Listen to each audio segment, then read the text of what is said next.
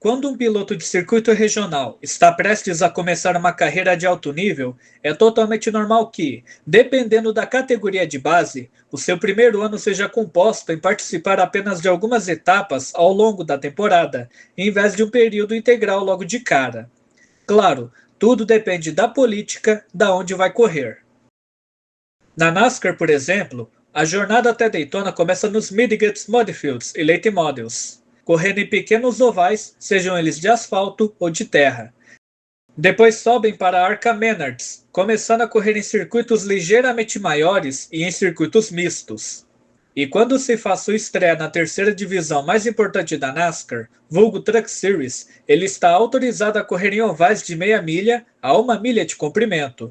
Caso já demonstre uma boa experiência e aprendizado, já está autorizado a correr em ovais de 1,5 milha e super speedways. E é claro, também começar a fazer uma temporada integral. Obviamente, esses métodos servem para ajudar um piloto inexperiente a entender o carro e os circuitos que testarão as suas habilidades, começando a aprender os pontos de frenagens do clipe de papel de Martinsville até chegar a hora de jogar xadrez a mais de 300 km por hora em Daytona. E eu sei que às vezes, você que está me escutando, tem aquela pergunta curiosa. E se colocarmos um piloto da base que só tem experiência em ovais pequenos para correr em ovais maiores? Como seria isso? No fim dos anos 80, foi criada uma subdivisão de Stock Cars com uma ideia que no papel parecia muito interessante e tinha um grande potencial, mas na prática foi um completo desastre. E coloque desastre nisso, se tornando um exemplo mais perfeito e infeliz do porquê não se deve colocar pilotos inexperientes em ovais velozes. E você vai conhecer a história da categoria NASCAR Sportsman Division agora. Bandeira verde no canal, pé no porão e puxa a vinheta.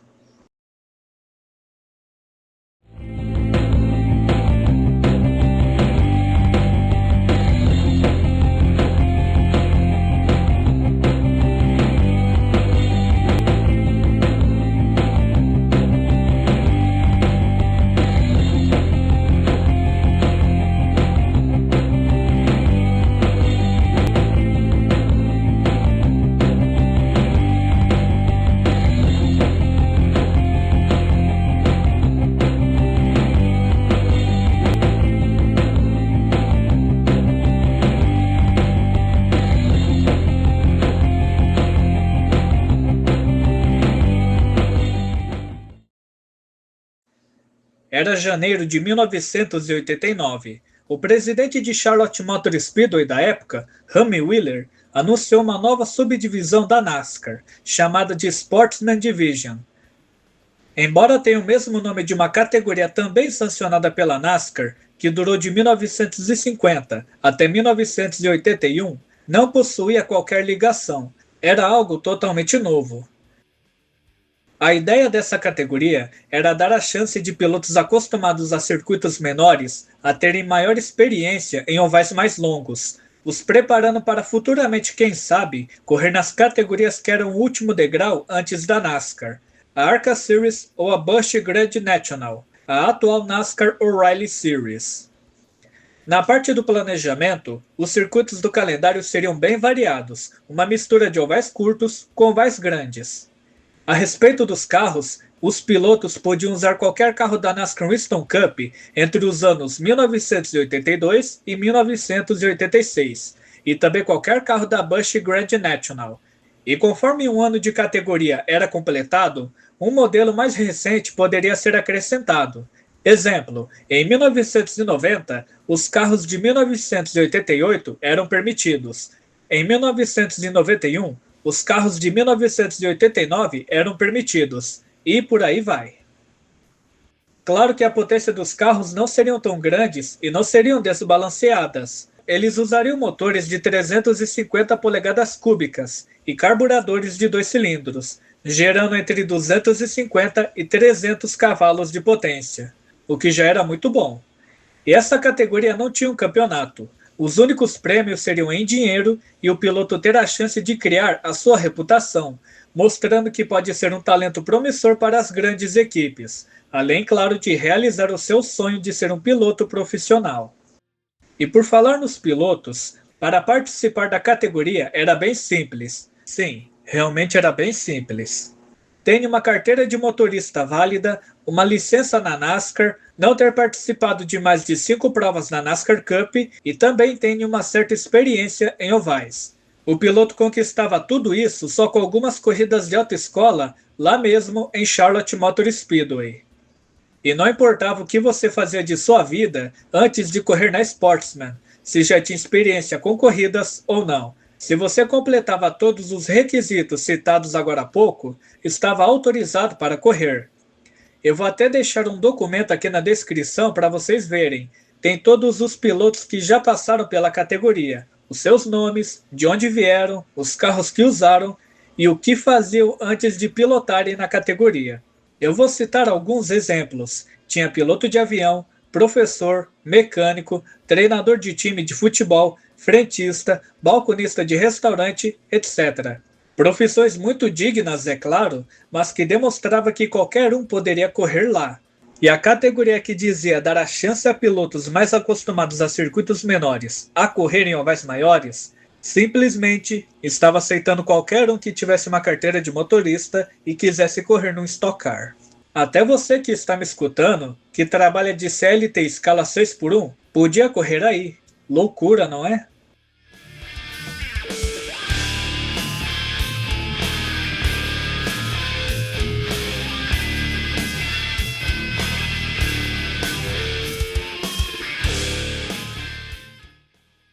A corrida inaugural aconteceria no dia 24 de maio de 1989, em Charlotte. O evento se chamava Wiscasset Sportsman 150, teria 100 voltas e contava com 40 pilotos no grid, isso que 4 não se classificaram. E o grid contava com nomes bem interessantes, como o futuro campeão da Daytona 500, Ward Burton, e pilotos que futuramente fariam seus nomes na NASCAR Truck Series, como Denny Setzer, o campeão de 2006 Todd Bodine e o futuro tricampeão Jack Sprague.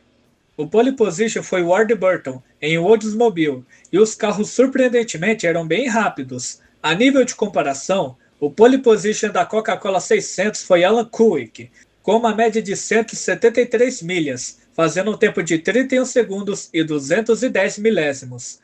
Ward Burton fez uma média de 152 milhas, um tempo de aproximadamente 35 segundos e meio, sendo apenas 4 segundos e meio mais lento que o pole position da Cup no mesmo fim de semana. O vencedor da corrida inaugural da Sportsman foi Jack Sprague, mas durante a inspeção pós-corrida foi descoberto que o cabeçote do carro estava com polegadas cúbicas mais pequenas que o permitido. Isso fazia o carro ter um maior aumento de potência. Horas depois, Sprague foi desclassificado e a vitória foi herdada por Tim Bender. Tim Bender, que antes de correr na Sportsman, era uma lenda das corridas de snowmobile.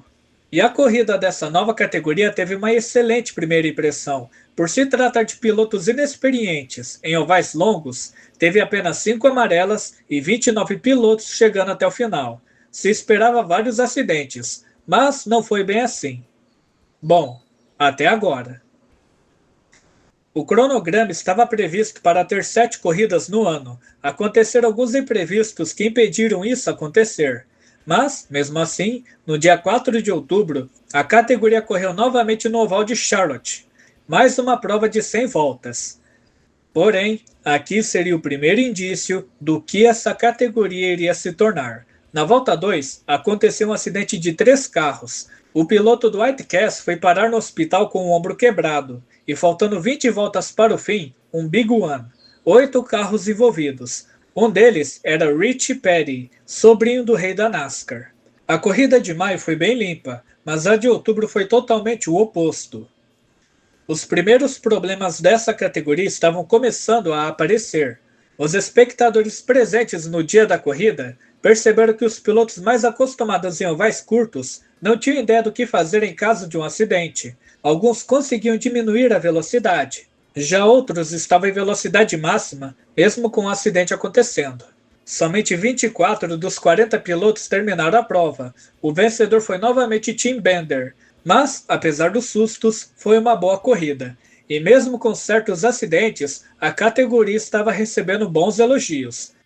O sinal estava verde para ela continuar no próximo ano.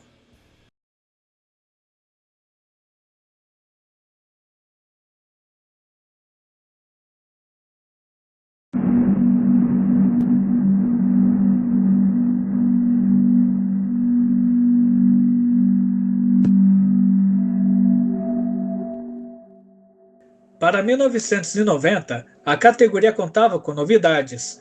O oval de pouco mais de meia milha, Richmond Raceway, estava no calendário, com 200 voltas previstas, novamente com um grid cheio de 40 pilotos. Porém, a corrida teve uma série de acidentes, com 15 amarelas em um intervalo de 87 voltas. O vencedor foi Dennis Setzer. A segunda etapa aconteceu em Charlotte, dessa vez uma corrida de 100 milhas, 67 voltas no caso. E dias antes da corrida, foi feita uma série de treinos com os pilotos mais inexperientes, para que eles pudessem ter um pouco mais de experiência no circuito. No total, 76 inscrições foram feitas para o evento. Mas, no dia 16 de maio, 4 dias antes da corrida, durante um dos treinos, o piloto David Gaines de sua equipe e família se envolveu em um acidente com 2 carros na curva 4, parando o carro na linha interna. Porém, poucos segundos depois, Steve McAyrton, piloto de off-road, usando o Chevrolet que Dale Earnhardt Sr. usava na Cup, o atingiu em cheio na lateral. Gaines sofreu um grave traumatismo craniano. Foi levado a um hospital, mas acabou falecendo aos 27 anos de idade. Ele, que antes de entrar na Sportsman, trabalhava de eletricista e era um bom motorista de carros normais. McAyrton sofreu apenas alguns ferimentos nas mãos.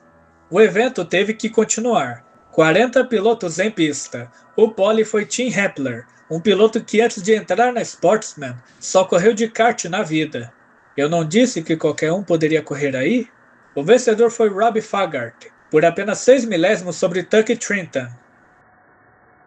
A terceira etapa do campeonato aconteceria 3 dias depois, novamente em Charlotte, e contava com a estreia de um tal Mike Skinner. E a corrida foi novamente acidentada. Dos 40 pilotos em pista, 21 completaram, mesmo que tenha acontecido apenas 5 amarelas. A quarta etapa seria no oval curto de New Hampshire, outra novidade no calendário. A prova foi dominada por Dennis Setzer. Na prova seguinte, eles retornariam para Charlotte. Robert Huffman venceu uma corrida onde apenas metade do grid completou. E na última etapa da temporada, novamente em Charlotte, Robert venceu de novo após um duelo com Dennis Setzer. Porém, essa última corrida viu um grande acidente na curva 4 que destruiu mais de 6 carros. A categoria estava em uma pequena gangorra, onde uma corrida era limpa e a outra bastante acidentada, mas estava indo no caminho certo. Tanto que existiam certos rumores na época que a Sportsman poderia correr em Daytona Super Speedway já no ano seguinte. Felizmente, isso não passou de pura especulação. E apesar da tragédia, a Sportsman Division continuava bastante popular. Era uma categoria de baixíssimo custo e facilmente acessível. E os próximos anos contariam com mais novidades que fariam a categoria tendo somente a crescer.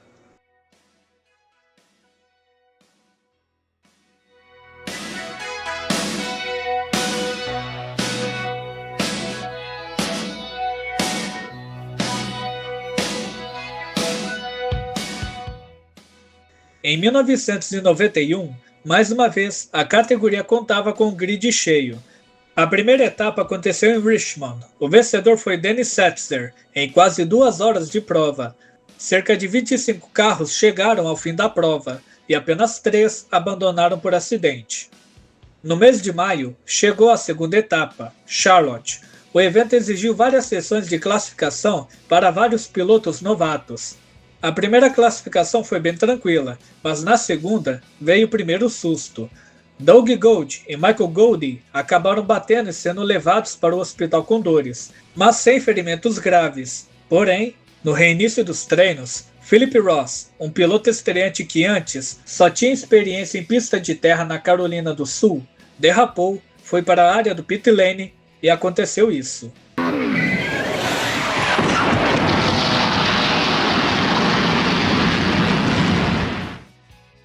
O carro de Ross explodiu e o piloto saiu do carro em chamas sozinho. A equipe de segurança não podia agir naquele momento porque o fogo e a gasolina se espalharam perto da onde o veículo de resgate estava estacionado. Ross sofreu queimaduras de segundo grau e foi levado ao hospital com vida, sobrevivendo, mas logo depois daquele acidente, se aposentou das corridas.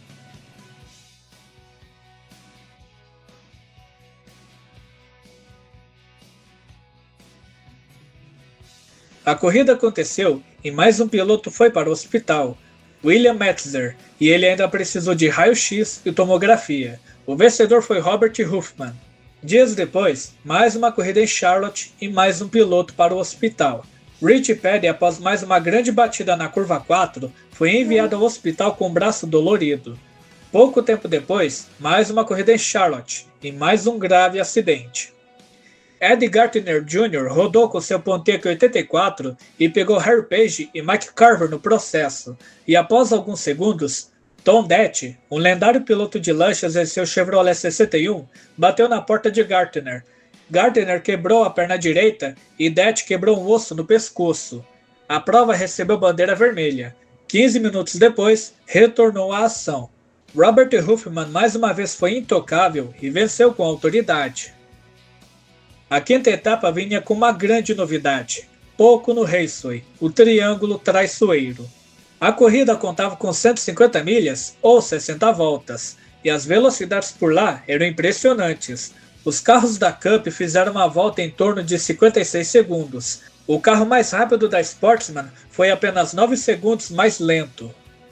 A corrida não teve uma série de amarelas, mas foram amarelas bem demoradas. Os organizadores estavam ficando sem tempo, e na volta 51, 9 voltas para o fim, um acidente aconteceu na curva 3, um Big One de 8 carros, pelo menos nenhum piloto ferido, e devido ao curto tempo, a prova foi encerrada com 53 voltas. Denny Setzer foi o vencedor, mas, embora aquele Big One não tenha levado nenhum piloto ao hospital, teve sim piloto que precisou ser levado. Rounder Severance, um vice-presidente de um banco de sua cidade, entrou nos boxes na volta 40 e desmaiou, devido ao envenenamento por monóxido de carbono. Duas corridas seriam realizadas em Charlotte no mês de outubro. No início do mês, aconteceu uma bem tranquila, e o vencedor foi Kirk Schumerdine, que era crew chief de Dale Earnhardt Sr. e estava começando uma carreira como piloto. Já a última etapa não aconteceu devido à chuva, e assim se encerrou o ano de 1991. A temporada de 1991 foi de altos e baixos, igual 1990, mas, mesmo assim, a categoria continuava altamente popular, sempre chamando a atenção e despertando o interesse de outras pessoas. Mas 1992 está chegando, e o que será que esse ano reserva para a categoria?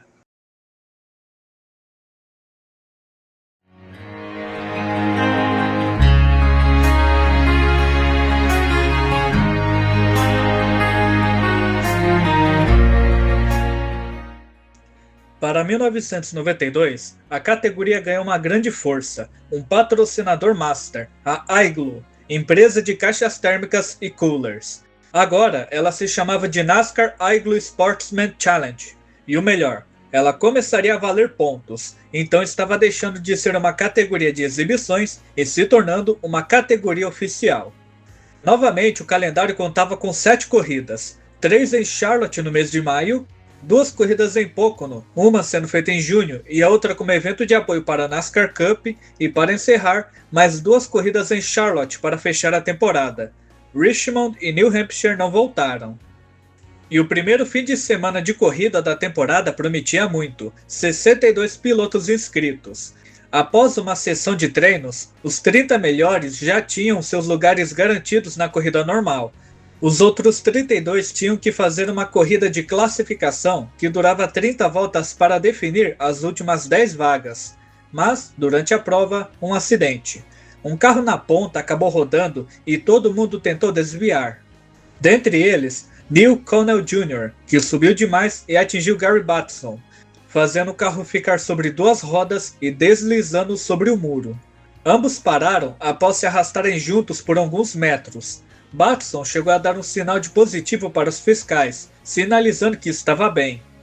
Mas, logo atrás deles, fagulhas e combustível caíram na pista, e como um fósforo, o fogo foi chegando nos dois carros até que começou um incêndio.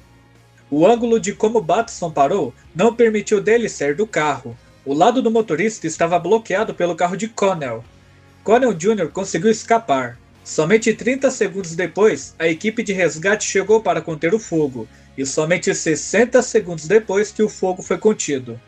Gary foi tirado do carro com vida e levado ao hospital, mas com queimaduras graves de segundo e terceiro grau. No dia seguinte, ao meio-dia, Gary Batson, que antes era dono do próprio restaurante na Carolina do Sul e apaixonado por corridas, acabou falecendo no esporte que tanto amava. Uma investigação do acidente revelou algo bem bizarro. Os carros possuem um mecanismo que fecha a tampa do tanque de combustível em caso de capotamento, evitando explosões ou que o fogo se espalhasse pelo carro, mas o mecanismo não foi ativado, porque Batson estava em um ângulo totalmente incomum. Já a corrida principal aconteceu normalmente, mesmo após a morte de um piloto. Robbie Fagart mais uma vez venceu, e a prova foi um festival de batidas, e mais uma vez um acidente grave. Na reta oposta, perto do final da corrida, Lee Tissot bateu forte em Larry Caudill, não ferindo Caudill, mas Lee acabou indo para o hospital com lacerações na cabeça e outros ferimentos. A segunda corrida foi bem tranquila, a terceira novamente alguns sustos.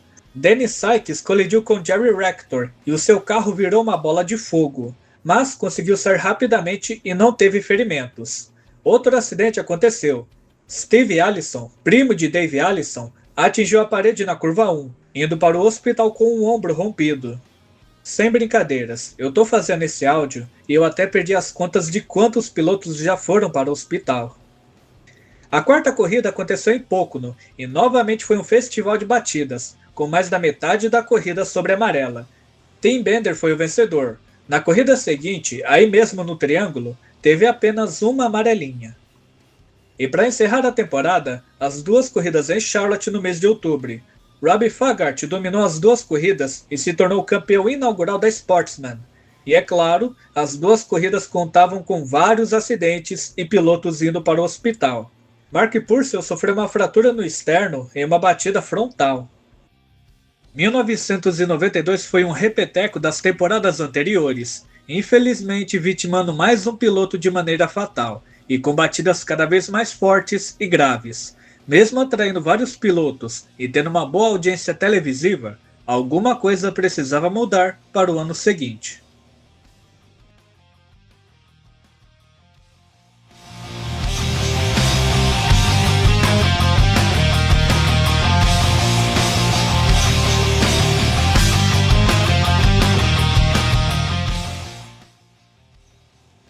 Em 1993, o cronograma era o mesmo: 3 corridas em Charlotte, 2 em Pocono e 2 em Charlotte para encerrar a temporada.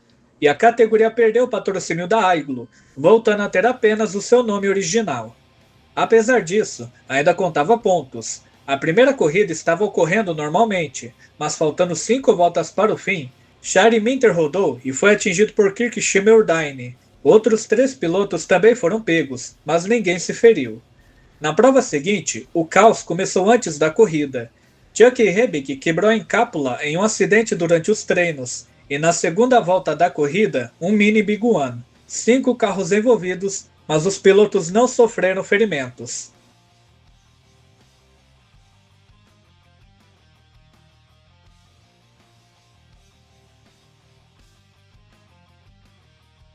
Voltas mais tarde, outro acidente.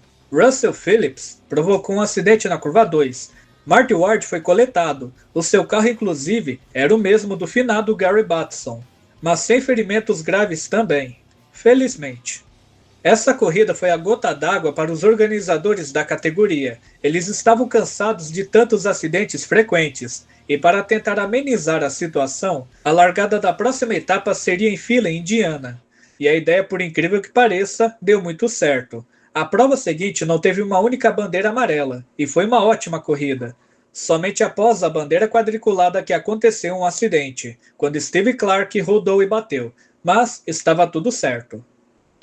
A próxima etapa foi em Pocono, novamente largada em fila única, e mais uma vez uma corrida sem amarelas. Uma boa corrida e um final muito bom.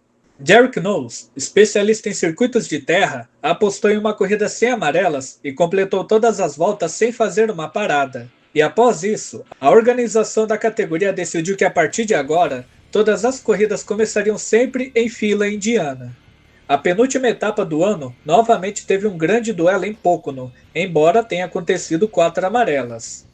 Kirk Schimmerdine venceu em Pocono e na prova final em Charlotte, anunciando que essa seria sua última corrida e a partir do próximo ano pilotaria na ARCA Series. Ele dominou ambas as corridas, liderando todas as voltas. E ambas as corridas também tiveram seus acidentes. Um em si foi bem violento, mas nada de tão grave. O campeão daquela temporada foi Dave Smith e seria o último campeão daquela categoria, porque a partir de 1994, a Sportsman voltaria a ser uma categoria de exibições.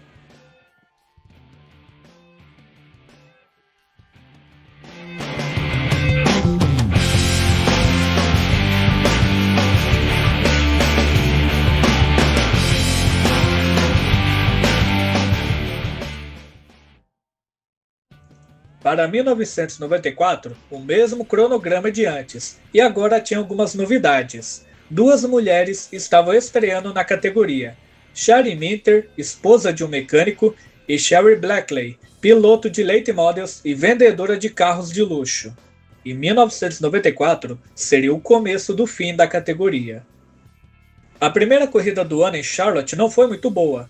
Por conta de vários acidentes, a prova foi encurtada de 67 para 60 voltas. Na segunda corrida, mais destruição.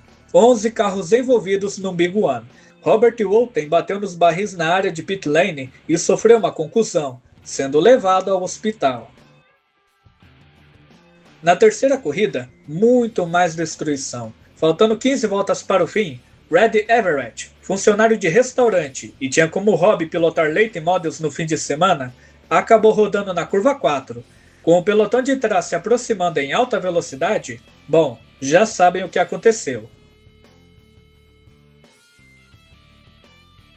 Red Everett e Ronnie Sewell foram levados ao hospital. Sewell estava apenas assustado, já Everett com queimaduras. Felizmente eram queimaduras leves. Mas o caos estava longe de acabar. Logo após a relargada, um acidente envolvendo vários carros na curva 4.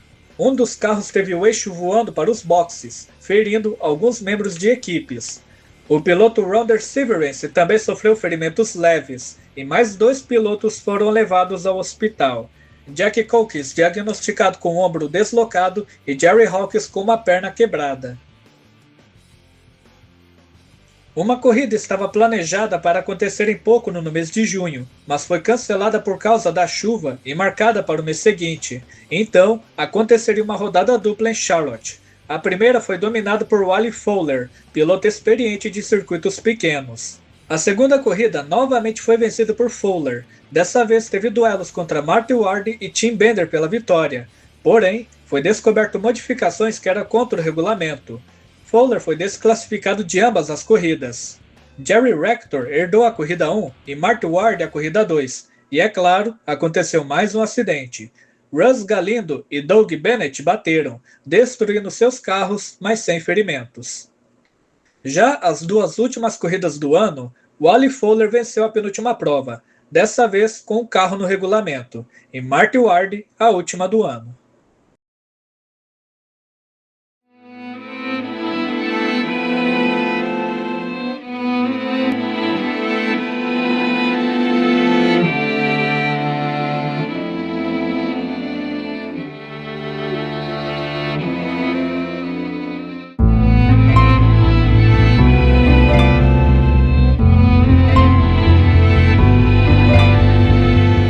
Em 1995, o ano em que a categoria foi colocada no mapa dos Estados Unidos da maneira mais errada e negativa possível.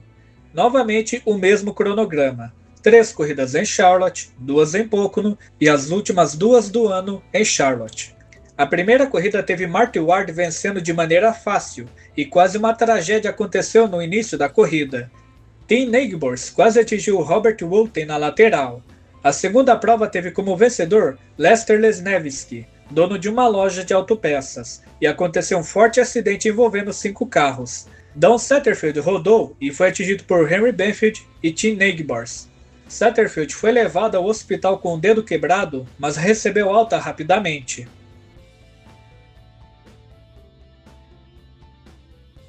A terceira corrida teve mais um acidente violento. Na volta 3, Mickey Hudspeth perdeu o controle do carro na curva 4 e, após alguns metros, foi atingido por Perry Tripp com toda a força possível. Ambos os carros literalmente explodiram. Hudspeth teve a traseira do carro destruída. Não há vídeo do acidente, mas surpreendentemente, ambos ficaram bem.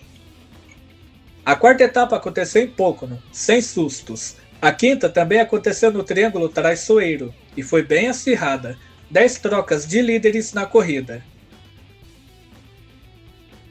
E chegamos na sexta etapa, Charlotte.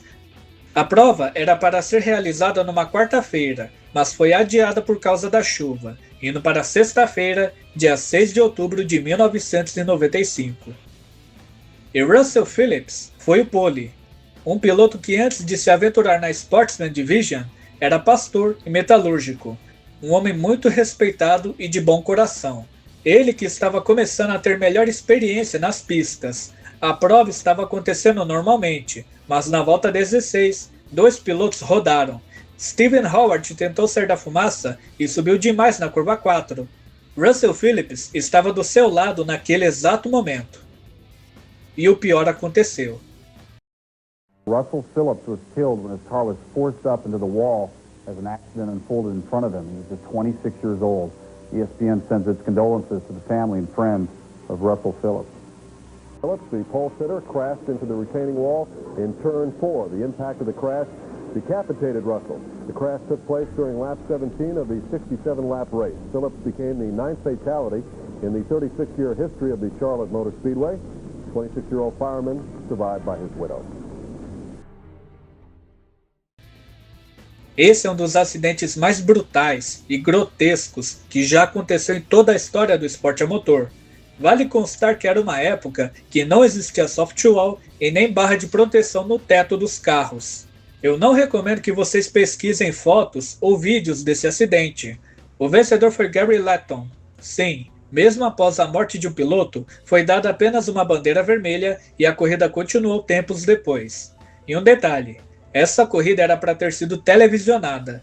Não dá nem para imaginar o impacto que as pessoas teriam vendo o acidente ao vivo, levando em conta que a Sportsman era bem popular. E na última prova do ano, que aconteceu exatamente no dia seguinte, Lester Lesnevsky venceu. O acidente de Russell Phillips fez o criador da categoria repensar no que estava fazendo com todos esses pilotos e carros. Ele tinha apenas corridas em Charlotte programadas para o ano seguinte. Embora a categoria ainda tivesse vários pilotos interessados em participar, ele precisava pensar muito nas decisões que tomaria futuramente. Em quase toda a corrida, alguém ia para o hospital, e em 7 anos de existência da categoria, 3 pilotos já perderam a vida.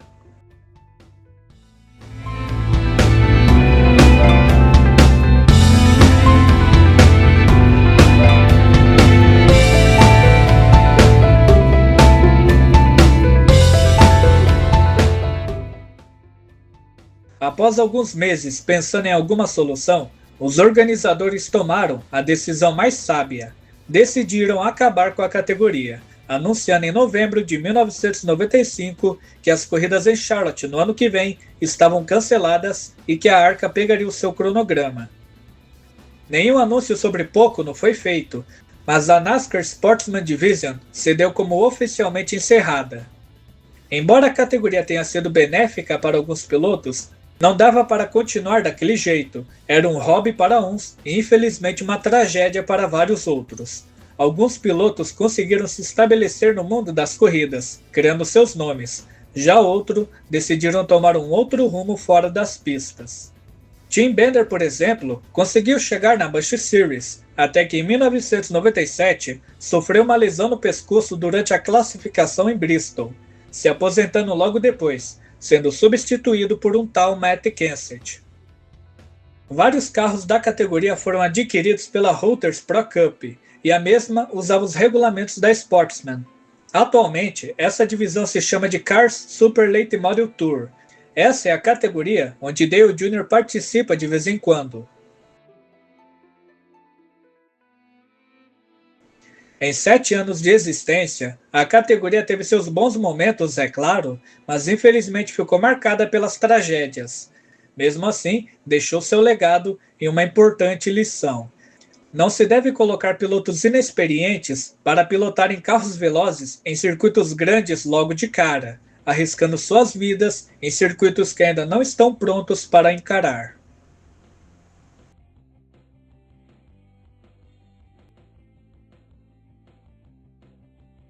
E essa foi a história da NASCAR Sportsman Division. Eu espero que tenham gostado. Deixe um seu like, compartilhe para os amigos e grupos de corrida, e quem não é inscrito aqui do canal, por favor se inscrevam. Eu vi que muita gente que me acompanha ainda não é inscrita. Não custa nem 5 segundos de seu tempo.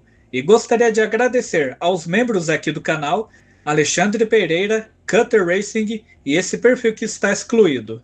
E seja um membro do canal você também. As opções estão aí embaixo. Por um preço bem baixo você fica por dentro de futuros projetos e temas aqui do canal. E eu vou ficando por aqui. Muito obrigado a você que acompanhou esse documentário até o final. Um forte abraço, cuidem-se bem e até a próxima no meu, no seu, no nosso canal do mundo das corridas americanas, o American Racing World.